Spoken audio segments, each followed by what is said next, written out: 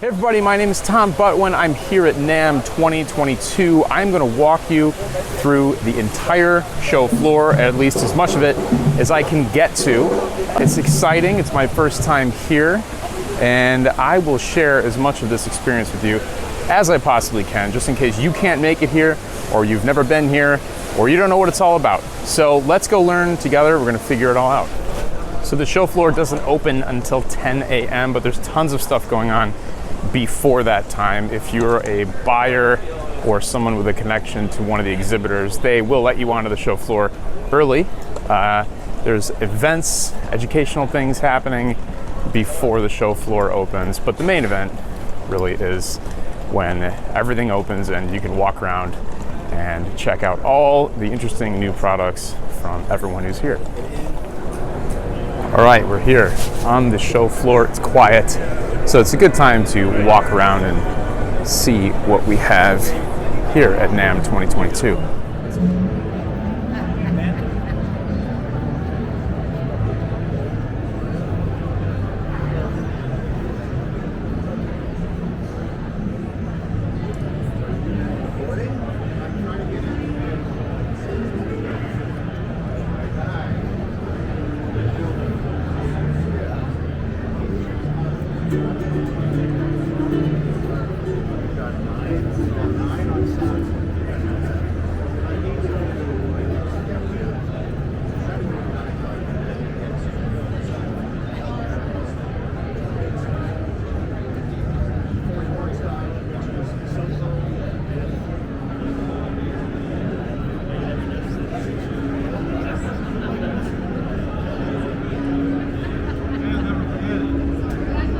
This represents Lower Manhattan. Okay? That little ruby is 196 Hudson Street. That's the location of the first Martin Guitar Workshop in the United States. My family came to America. The boat landed on November 6th, 1833. This diamond inlaid top represents the night sky, the day the boat landed. Isn't that cool? Yeah, that is very cool. So I just got done talking to some representatives with Martin Guitar. It sounds like I may have some stuff to review coming to the channel soon, but I have to say, as a longtime Martin player and Martin user, their booth just feels more homey than some other companies that are here, much more accessible. Might be because it's out on the show floor and it's got an open top and you can kind of get in and out like 4, 5, 6 different ways. But really, like, the vibe of the company matches up with the vibe of the guitars. It's warm, it's inviting. I'm not getting paid by them, but I just love their stuff, and it's really exciting to actually meet some people from the company. I got to meet Chris F. Martin, not the guy from Coldplay, but one of the Martin family members who's been a CEO of the company for a long time, is now the executive chairman. Check out my other video walking the entire Martin booth, and let's see what else this place has to offer. So I'm back in the Taylor Guitar exhibit. It is a must-see, of course, if you're here. They're one of the biggest guitar companies at this year's NAMM show, and really cool booth. It's different, very different than Martin. It's upstairs, it's in its own room, so it's got a different feel and vibe. They have some interesting lighting in here, and tons of guitars, way more guitars than Martin. But I will tell you, getting to meet Chris F. Martin, one of the Martin family members, at their booth the other day, definitely, in my mind, gives their booth a little bit of an advantage. I mean, Taylor's a great company. They make wonderful guitars, no doubt about that. But, getting to meet somebody who's in the family of the name that's on the guitar is pretty cool. So it's kind of funny because I'm in the middle of the Taylor exhibit, not trashing them, but if you look at my stuff, I'm Team Martin, but all respect to Taylor as well. They make beautiful guitars. I've owned a few, but if you're a guitar player, you know how it goes. Sometimes guitars speak to you and sometimes they don't. To me, it really has nothing to do with the brand. It's just what works and what doesn't for what I do or what you do or what anybody does. So like I said, I mean, as far as like just a trade show booth, this place is great. It's in an entire room upstairs, really cool lighting. But yeah, you know, maybe a little more sterile than Martin. Martin feels like a living room. This feels like you're in a really, really cool guitar store. So the real test of my microphone setup here at NAMM is going to be the drum section. And this was possibly the most surprising thing about this show to me. There are tons of drum sets just out and about with people playing them and playing them very loudly. And it's relatively quiet right now, but I can tell you based on yesterday, it gets a lot louder. But like everything here at NAMM, it's almost fair game to just walk up and play pretty much anything. Now, acoustic guitars are obviously a little bit quieter than a full drum set. We got some electronic drums here. But as you can see, there are cymbals, drums, strategically placed in your company because you're going to need those after you're in this show for a while.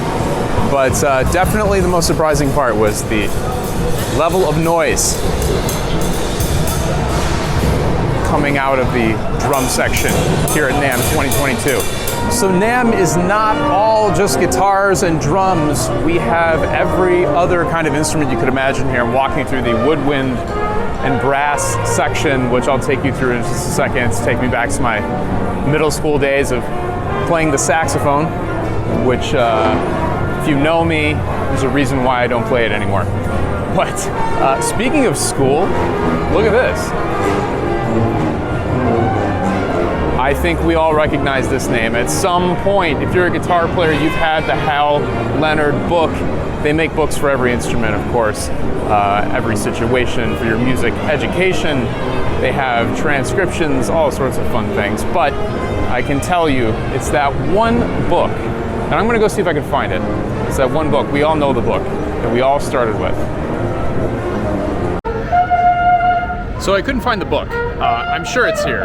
But one thing I will say, I think that's really interesting and cool, maybe it's just the generation that I grew up in, is I'm actually kind of shocked, but also excited to see an entire, one of the largest exhibits here actually dedicated to paper printed instructional books, transcriptions. It is kind of a blast from the past, and if you asked me before coming here if I thought there would still be this type of an emphasis on actual paper notation, I would have been surprised. I think I would have said no, probably not. But it exists. It's still here. It's alive and well, the Hal Leonard exhibit. You know, probably not the sexiest of things to visit while at NAMM, but I have to say I actually kind of enjoy it. And it brings me back to going to the music store where I was taking guitar lessons. Shout out to the now closed Gus Sophie's Music Center, but and you know, looking through all their books to see if they had the latest Dave Matthews record transcribed or John Mayer record, and I could grab that book and you would get the note for note and tab for tab transcriptions of your favorite songs. Definitely one of my fondest memories growing up as a musician. So very cool to see Hal Leonard here.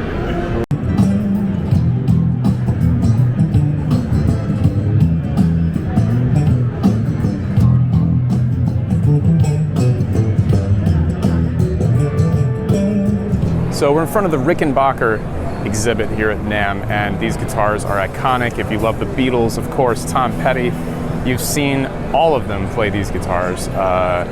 They are honestly a little bit intimidating to look at because I feel like they're like museum pieces. There's no other guitar that's shaped like this, and no other guitar sounds like it. It's a really cool vibe. I'll walk through and kind of show you what they have here.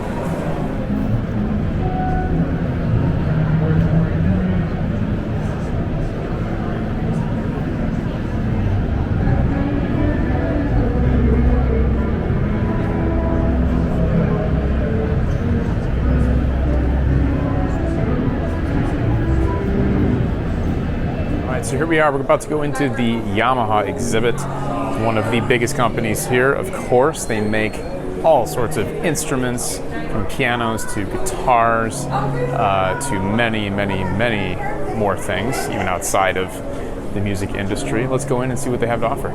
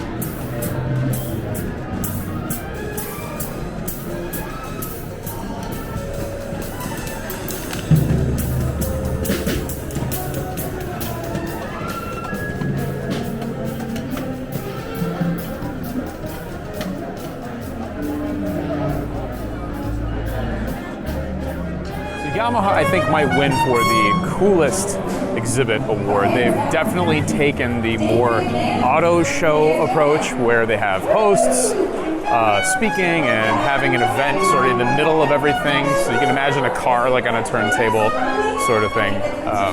But really cool. Yeah, I always forget all the stuff that Yamaha makes. Into the boutique guitar showcase.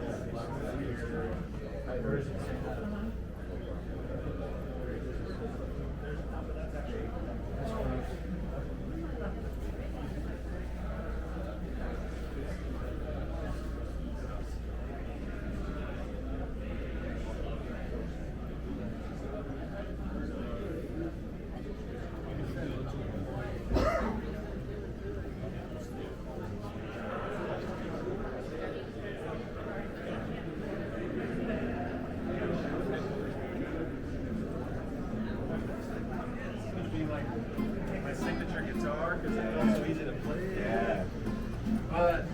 It's so hard to just practice sitting down.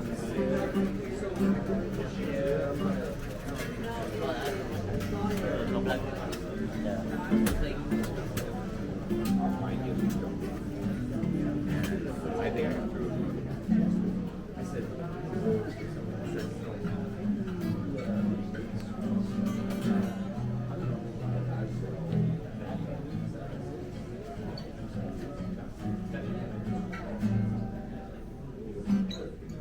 So we're doing like a whole little like right there. It's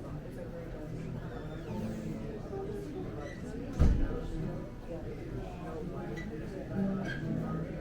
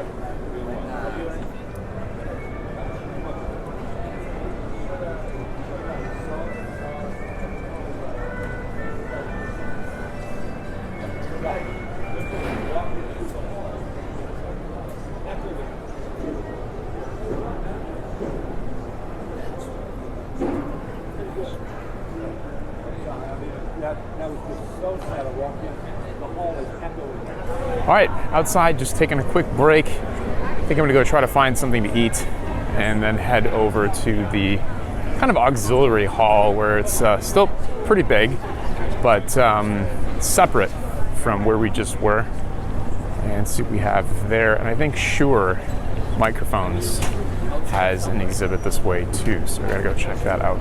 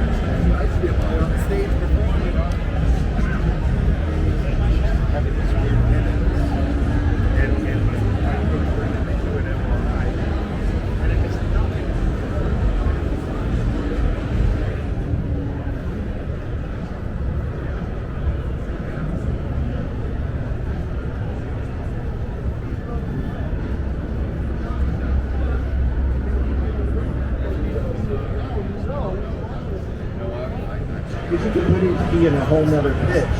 You can change the pitch of just that key.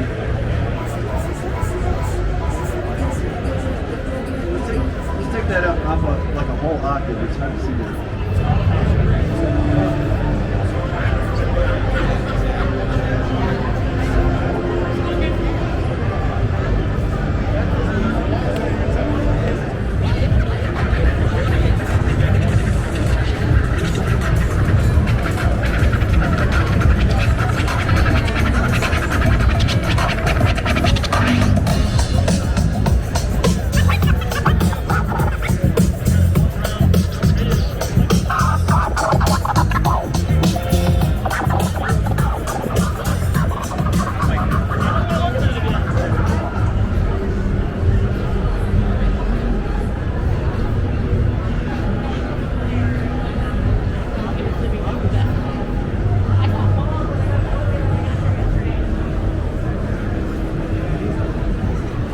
All right, NAMM 2022, there you have it.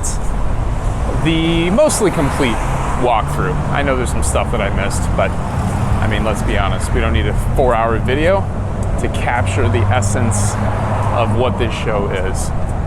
You know, definitely some companies that are noticeably absent, just particularly from my interests. Obviously Fender, Gibson, Paul Reed Smith, Universal Audio, tons of the effects pedal companies that I would have loved to have had a chance to see what they were bringing to the show and talk to some of those people. But overall, I think it was a really good experience. I'm really glad I came. I am more inspired than ever to continue doing this YouTube thing, and I really appreciate those of you who have stuck with me, and welcome to those of you who found me from this video or any of my other NAMM videos.